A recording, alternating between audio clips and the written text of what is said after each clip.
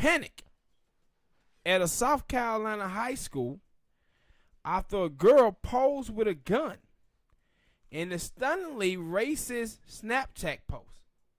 In the post, the girl is holding a sign that says, "We kill niggas for free." Now, Somewhere in the South? South Carolina. Now, this is the thing that I talk about with like cats like Charlemagne. Charlemagne, little dumbass, a couple years ago, said he was fascinated about the white girl, Tommy Lauren. He couldn't believe that she was racist because she was young. And because she listened to hip hop music, he could not shake that. And it's like, you watch and see how slow black people are when they say shit like this. Because the white women during slavery were sleeping with black men. The white men constantly raped our black queens. Racism has nothing to do with sexual behavior. You can't help who you're attracted to. And this girl here was in the South Carolina high school. The white people that you saw that was out there at Charleston talking about the Jews won't replace us and how they would like to kill African Americans, all of them was young.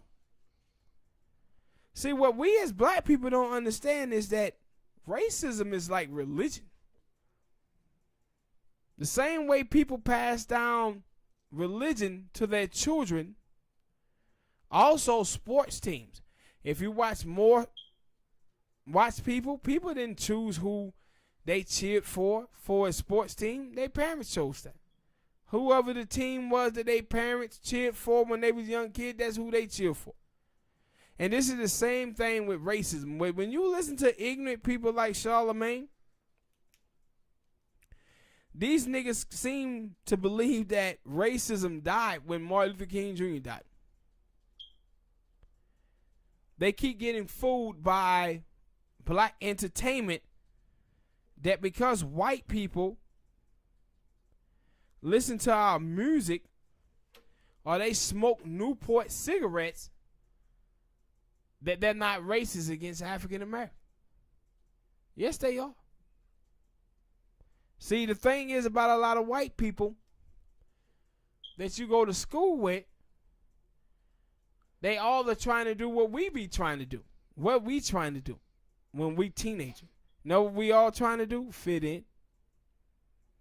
We all trying to fit in. So if hip hop is the hottest thing going, then those white people will indulge in our culture.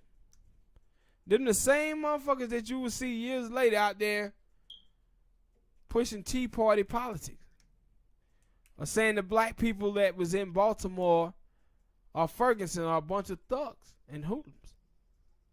The same ones. Because they never accept your culture. They never accepted your people. They never understood it. What they was doing was trying to fit in. Because it was the hottest thing going at that time.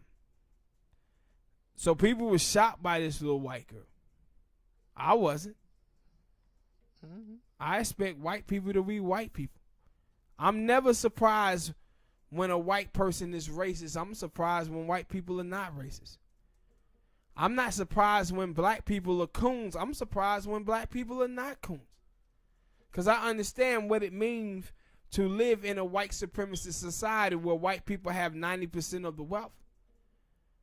What that means is they control our images. I talked about the girl, Megan Stallion. People said, oh man, is she the future of female hip hop? Yes, she is.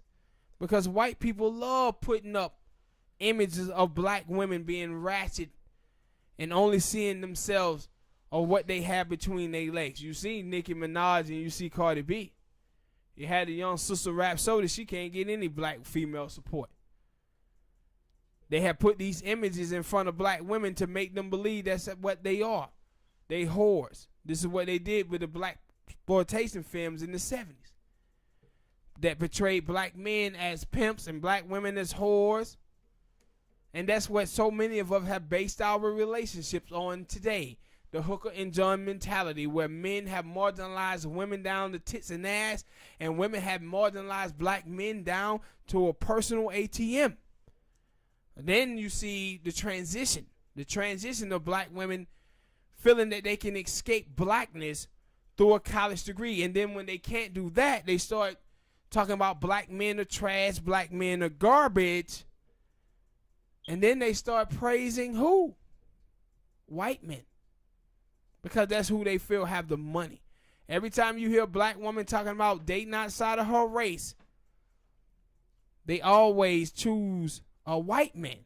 Not a Mexican, not a Puerto Rican, not a Jamaican, not an African, a white man. Same reason when you see black people in this country, we see Asians in our community and we think Asians are getting it because they have a store. Same way we talk about Jewish people. We think they're getting it because this is what white people have told us this. White people have put these images in our faces and tell us these things.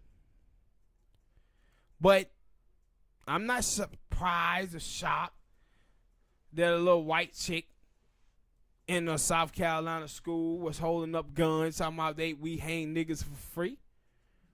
Because racism is passed down. Yeah, it was a little kid, I think. Just like cooning is passed down. Yeah, it was in Ohio. I can't remember what he or she's stupid ass sound said about. It was a racist sign to a person, I guess it was a person of color, about going to prom. It was something racist about I'm white and I normally something, but I choose it's something. I guess it was like I'm white and I normally don't date black people or anything like that, but I choose you to go to prom with. I can't remember the damn. With a little white boy? Maybe it was a little white boy. I think it was on TMZ, so I didn't get to see it. Was it the video? Was it the picture where the white boy had spelled out Kool-Aid in Kool-Aid packages, and he gave the black girl a box of chicken and asked her to the prom? No, it was in the only thing I seen was it was in Ohio in the sign. I didn't really see the person who did it. Yeah, but see, this is the thing with suburban blacks, the boule, the belavity blacks. They be speaking for us as African Americans. Don't have our experience. You can take a sister from the hood and have a little white boy come up to her with a picture, with a post with Kool-Aid spelled out in Kool-Aid packages, asking her to the prom and gave her a box of chicken. She would know, nah, white boy, you racist as hell. But these suburban blacks who anchored in whiteness, they don't know anything about that.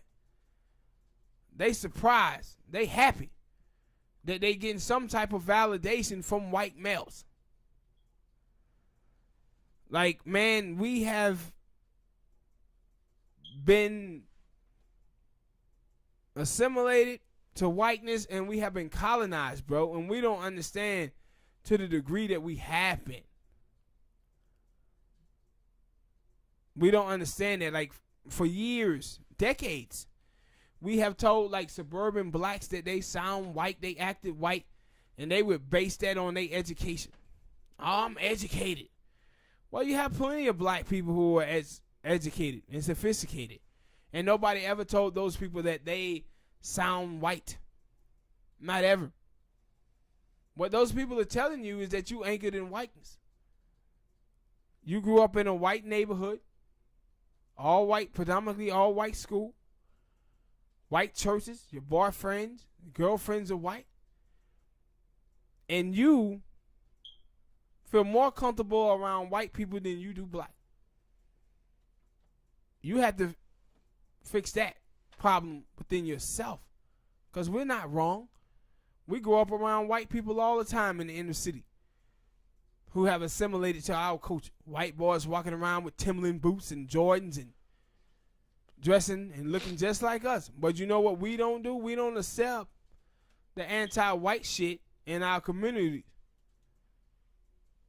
But what we do go for is we don't fuck with racist white people, man. And sometimes you'll see white people who grow up in our neighborhoods be trying to play that role of being anti-white. Nah. We anti-racist white people. We anti-white supremacy. You can take that shit and blow it out your ass. This is the same, but the thing is, white people in white neighborhoods, they don't treat black people like that. They want black people to be anti-black. They want more Candace Owens, more Larry Elders. They want more. And too many of us as black people, we cannot wait to move to white neighborhoods to put our children there.